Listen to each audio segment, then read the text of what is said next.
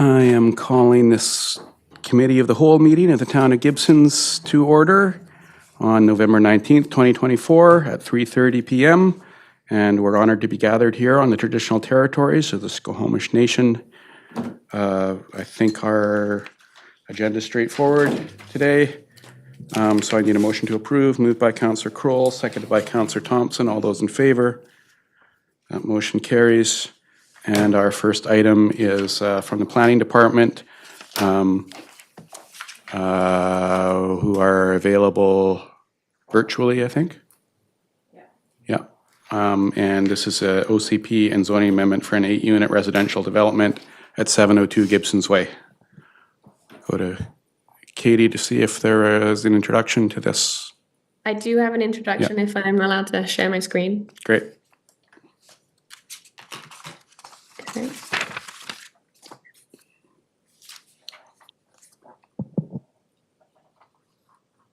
Okay, so back in January, this application was brought forward for a 5-unit single-family house development at 702 Gibsons Way, and council asked the applicant to revise the proposal to meet the medium density residential OCP land use designation more closely.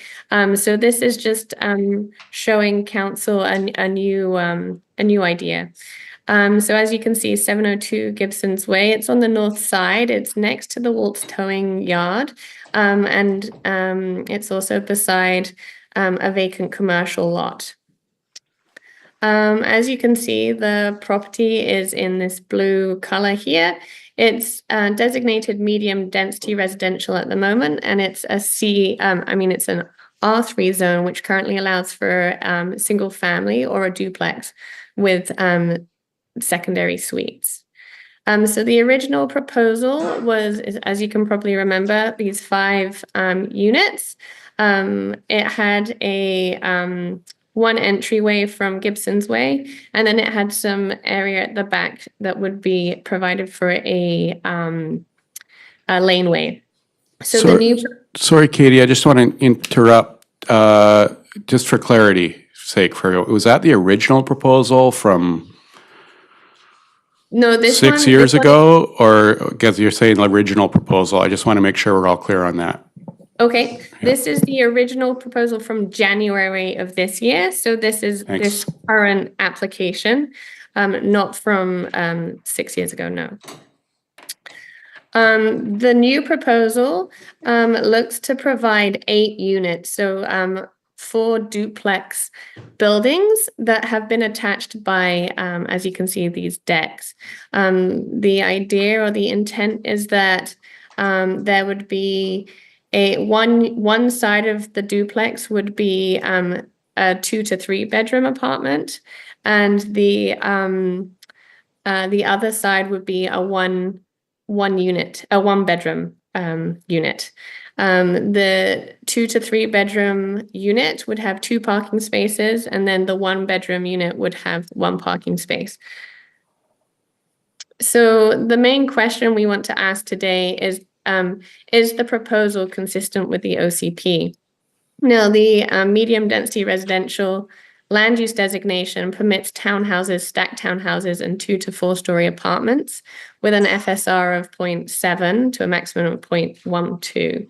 Now, this proposal, as we have seen, is looking at like a duplex type housing type, but they are attached together. And so it's kind of a gray area within our definition of whether or not you could decide whether these are townhouses or not. So the options we have here is option 1, move forward with the application. And we would ask council to consider whether or not these duplexes connected by decks are consistent with the OCP. And then if we can prepare bylaws to move the current development proposal. The other option is proceed with the application with some changes. And then option 2 is to deny the application.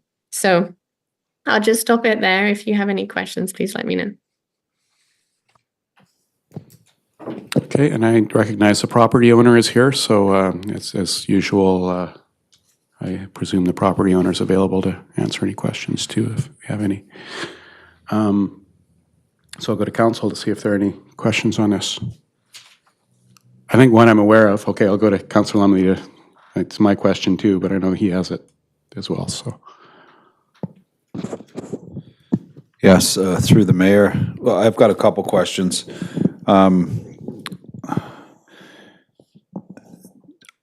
I guess it's somewhat, I guess that there's such a fine line between what medium density makes up, and it appears that, you know, by connecting these with decks or something, and all of a sudden it creates like one building, whereas if it was one building, it'd be acceptable because there's breaks between the buildings, it's not, and this creates a problem with, I guess, the medium density designation, but you could also build an apartment on here and qualify. It's kind of confusing in a lot of ways why, like, you know, if the FSR and maybe the same number of people are living on the same property, how can't it all be included under one designation of medium density? And I know the planning department didn't make up the rules, or the OCP, I guess, but and I know prior to this, even prior to the one that was applied for in January, the prior application in previous years did not require an OCP amendment. So those are like my two biggest questions, I guess, through the mayor. Yeah, I'm trying to grapple with the same thing, including the very first proposal as Councillor Lemon. What's the difference between this and that one, where we didn't even need clarification, or we as the previous council didn't even need to provide clarification on the OCP. It met the OCP apparently. What allowed that one to beat the OCP and not this one? Through you, Mr. Mayor. So the original, so back in 2018, essentially it had one roof line. For the initial proposal, so it was all considered one building, and then the council looked at it and asked for some changes to be made, and then it was made to be slightly separate, but then had decks that attached, or carports, and that was considered to be consistent with the OCP. With this version that we have here, again, it's very similar to the second version of the initial 2018 proposal. The decks aren't as enclosed, I guess they're more open. But we don't necessarily, and our definition has also changed. I should reiterate that. So I think it was in 2021, we updated, with the update of secondary suites, we did update duplexes, the definition of duplexes, townhouses, and 3 family dwellings. And so now we don't ask for a party wall between townhouses. And so I guess that's kind of the difference between now and then. I'll leave it there for you. Unfortunately, Leslie Ann has lost power, so she can't drop in.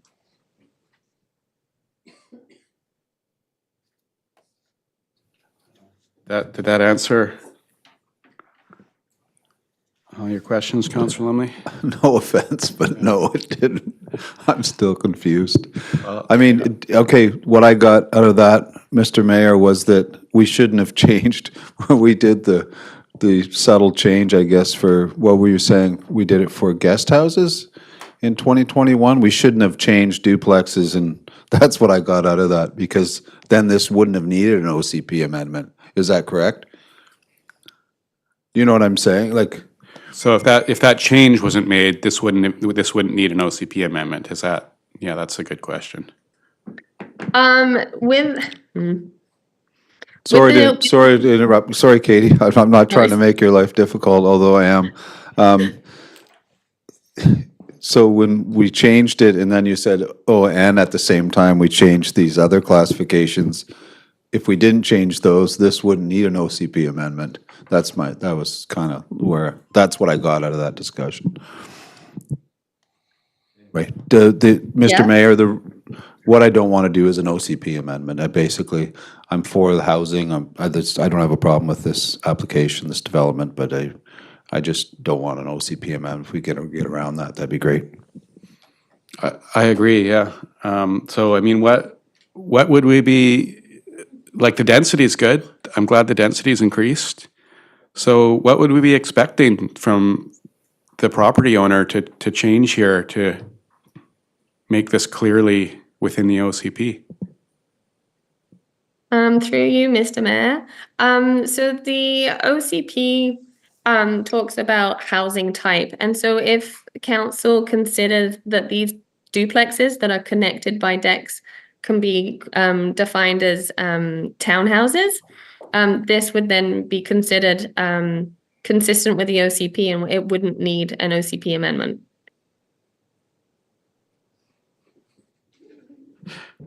Great. I'm not the expert. I don't define townhouse. Like, that's not why I ran for council. So to define what a townhouse is, I rely on other people to do that. So if it's our job, I'm fine with it. If it's going to be delegated back to us. So Councillor Kroll, any input? Through you, Mr. Mayor, what I would suggest is that we interpret this project that it meets current zoning bylaws in the format that is presented to us and move forward on it. You know, it's hair splitting on the definition of what's a townhouse, what's a duplex, you know, what's an apartment building. You know, it's a challenging lot. The proponent has been through, this is, I think, the third or fourth iteration we've seen, and, you know, there's potentially 8 units of housing that could be here that aren't here. So I would move that staff work with the proponent to make the terminology of this proposal work for the existing zoning. We do have some options here. So I would suggest maybe we look at option 1, proceed with the proposal within the OCP. Does that help? Like, or there's no wording here to like say that we consider this to be in the OCP that I see in the 2 options. So through you, Mr. Mayor, under option 1A, the first sentence talks about optional, and it says that council considers the duplexes connected by decks to be townhouses and therefore considers the application to be consistent with the OCP. Okay, I'm confused. The subset of option 1, but then there's optional option 1. So we'll go with that one. Moved by Councillor Kroll, seconded by Councillor Lumley. Any discussion? Okay, all those in favor? The motion carries.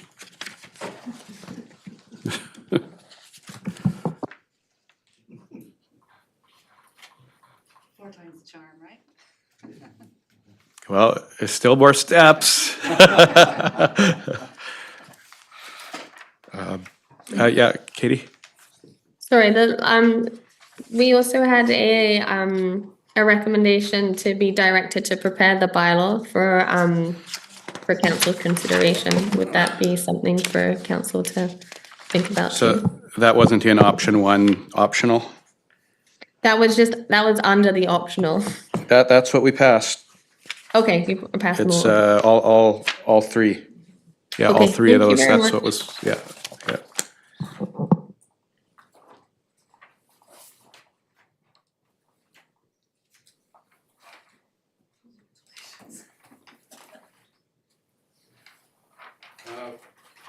Moving to Director of Infrastructure Services, Five Corners Safety Improvements Report. Well, thank you, Mayor Wade. Just briefly as an introduction.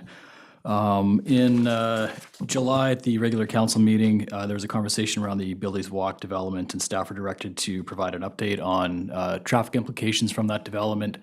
So the traffic considerations for that particular development were addressed in the staff report, I believe, that went to committee on October the 8th. But there's some other traffic considerations that staff have looked into, more specifically around Five Corners, independent of that development. And this report kind of summarizes the findings that we have found, aside from some minor improvements to potentially extend the curb line around the Gibsons Way side of the intersection. Some minor signage improvements, which are addressed in the report. The kind of the most significant finding that we have found come up with is that a recommendation around the speed approaching the intersection per our bylaw 1193, our highway use bylaw. The speed limit on all roads approaching the intersection is currently 50 kilometers an hour.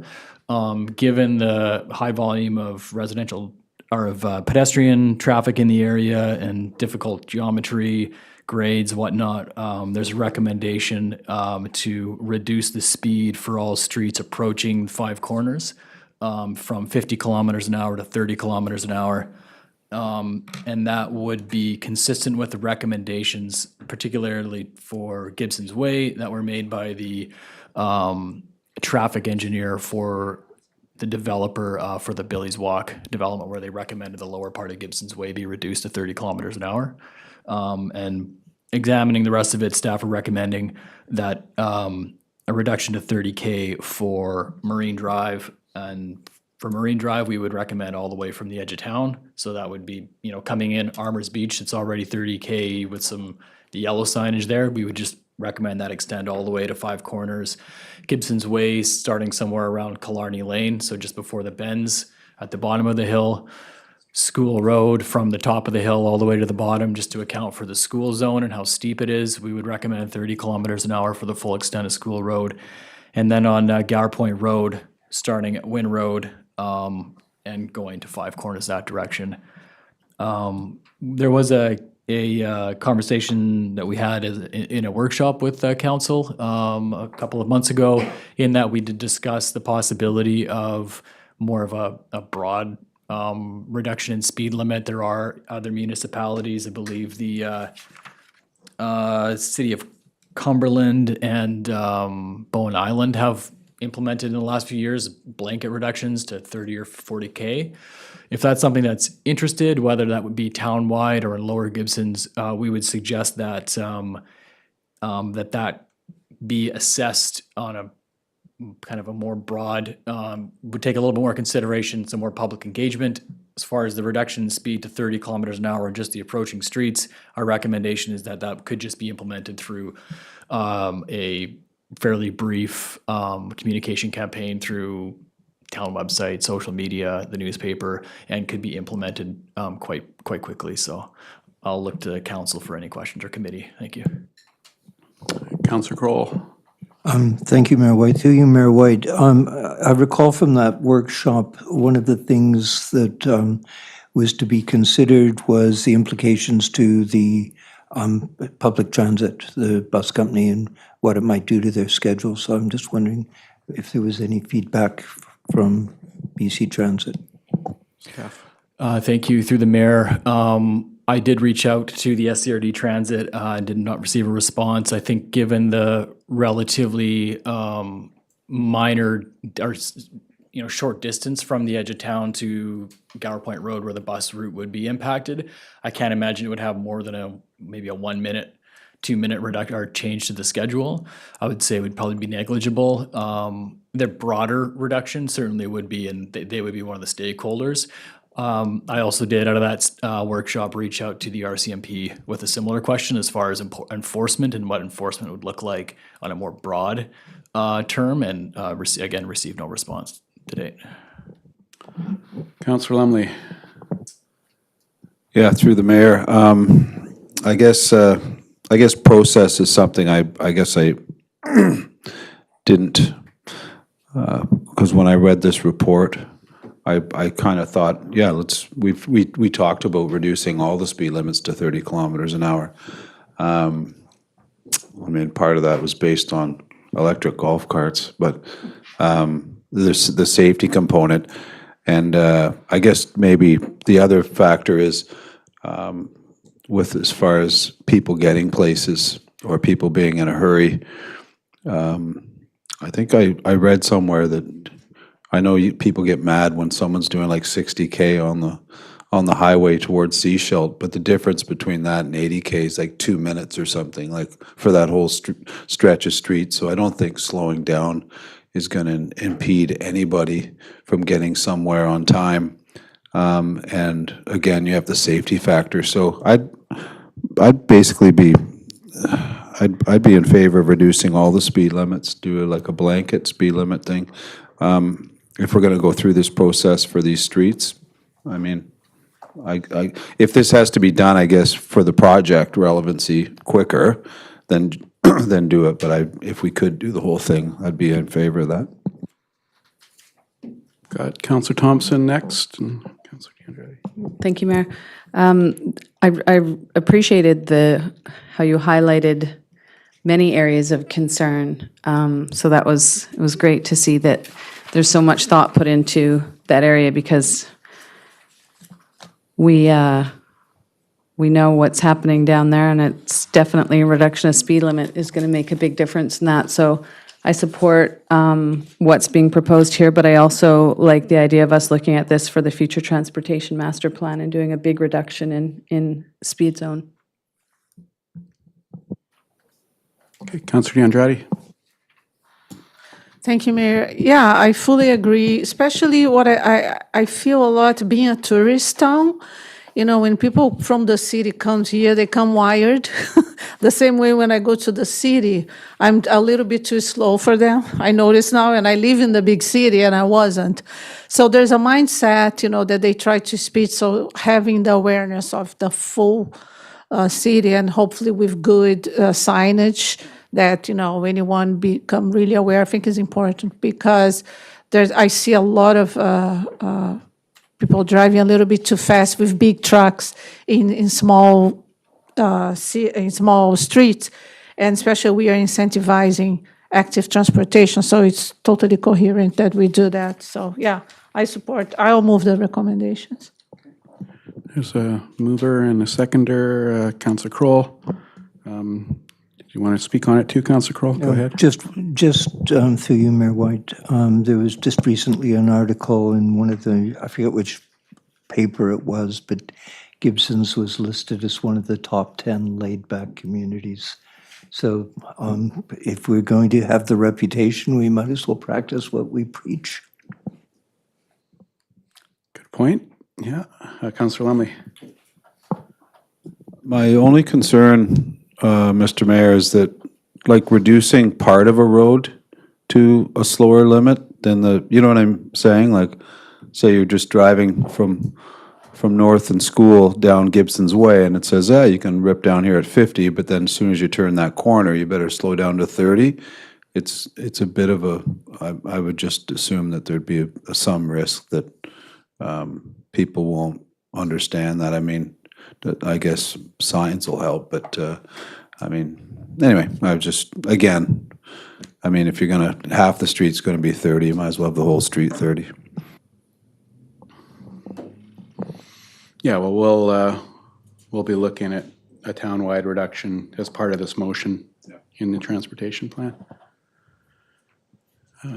Okay, no more discussion. All those in favor? The motion carries. We have another report from the Director of Infrastructure Services, which is a capital projects update. A number of projects are listed here. We appreciate the update, and if you want to highlight. Thank you. Yeah, I think the report speaks for itself. I'll just let you address any questions. I just wanted to provide maybe a bit of a clarification. There's a few points where I refer to funds that maybe rolled over to 2025. It just wanted to clarify. I wasn't trying to suggest that we're making decisions about what that money is going to do next year, just that it would be brought forward as part of the budget process for 2025. So I just wanted to make sure I'm not stepping on toes there. Okay, got it. It is dependent on the budget decisions. I wanted to ask about one that isn't on here, and that's Skyline. What's going on with Skyline? Yeah, thanks for the question. We're working on refining the engineering design. We had hoped to start construction on that one in the fall. Due to the complexity of the site, of being in bedrock and the condition of the existing pipe, it makes there's not really an easy way to replace that water main. So we've kind of assessed a few different options and have come up with the most cost-effective way to do it, which is also going to be the most constructible. We just needed to take the additional time in that design process to make sure we had the best construction methodology. We're refining the design, finalizing it, and would be looking to construct. Given the weather now, we'll be looking to put a tender out early in 2025. So construction in the spring. Councillor DeAndrade? Thank you, Mayor. Just a clarification on what type of unanticipated complications through construction with the 494 South Fletcher. Go ahead. Through the mayor, primarily some conditions with the building that were just due to the inherent challenges of doing commercial renovation of an existing building, conditions behind a wall that you may not realize until kind of the existing wall comes down and you kind of see the conditions become exposed. So I think there was some complications around that which have led to some of the additional costs. Councillor DeAndrade?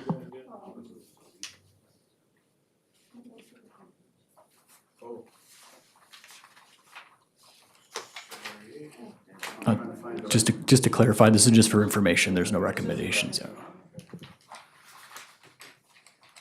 I do have one. This is not about capital projects update, but since we're talking about White Tower, there has been some input from the community suggesting at least 2 different times now in recent months that we look at changing the name of that park. And it's something I've always kind of thought had on my radar too, because it is the history of that name is connected to a previous use of it. It's not that's of the group of, I forget what they're called, but the medieval society. Yeah. So it is honoring that history. That was a short period of history though, that the medieval society used that piece of land, is something that maybe the community still wants to do. But there have been a couple suggestions of changing it. Also there was an interesting approach of somebody who had information of the previous pond area, at least, which wasn't called White Tower Park Pond, which we're calling it now. It was called something different. And I know that person who lived on Davis Road met with Michelle Lewis and has been in conversations about kind of honoring that history as well. So I'm wondering how we go about looking at, potentially talking to the community about, or staff or council about a name change. Director. And my understanding is that the original name, or I don't know how official it was, but it was Blue Heron Park was the name. Now I've heard that this pond gets referred to as Blue Heron Pond, so that may create some ambiguity. But that's I believe what the original kind of name for the pond, and that was the ponds that are kind of at the end of Davis Road, just next to the White Tower, yeah. Yeah, I think there was even a sign for it one time that I saw a photo of. Yeah. Councillor Lumley? Maybe if we could change it, I guess, by honoring the person that gave the bursary, which ended up being housing for, like, affordable housing. I mean, that's one option as well. It doesn't necessarily have to be based on a historic event. That was somebody, gave the town the land, and the town gave the Affordable Housing Society the land to house people. So, I mean, there's an option as well. Which is a Christensen family, so then we'd be kind of expanding that name. Christensen Village, Christensen Park, like that's a thought. It wasn't that land though. I think that the White Tower land has a different history to it.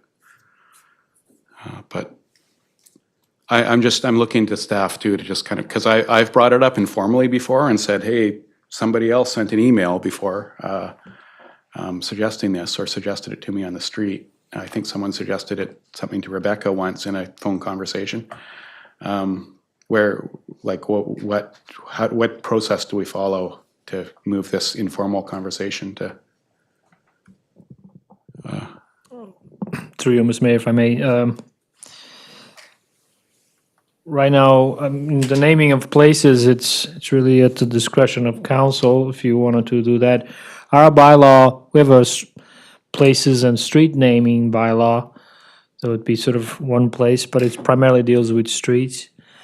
Alternatively, if you wanted to do something a bit more broad and sort of with public engagement, we could perhaps suggest running some form of invitation to the community and just to receive a bunch of names to what people might have in mind, or just calling for suggestions, just indicating, just see what type of, we might get a suggestion we haven't heard yet. But I think that's pretty low risk, I would say, just putting out a public call.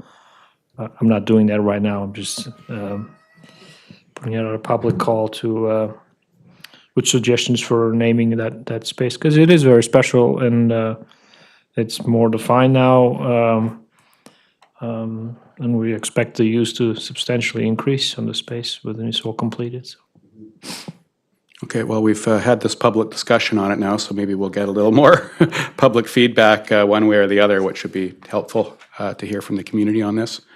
And before we kind of take another step, as you're suggesting, CAO, I see your director. Just on that thought, I know that there have been some internal conversations with your office around scheduling for a ribbon cutting ceremony for the pond, and it maybe makes sense to defer at this point until, if there's going to be a renaming, we might as well do it all in one go. That's exactly what has happened with that. I said, well, I don't know if I want to schedule a ribbon cutting if we might be considering the renaming. So I think it has been deferred. So I'm glad we had this opportunity to consider that. And it might be good to do that in the spring anyway, ribbon cutting, rather than in a storm. Well, the storm would be appropriate too, with the stormwater element, but might be nicer in the spring.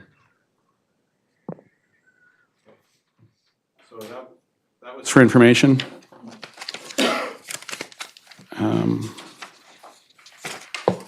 And we now have a recommendation to close the meeting in accordance with sections 1A or 91A and 91E of the Community Charter, and those sections are listed under item 4.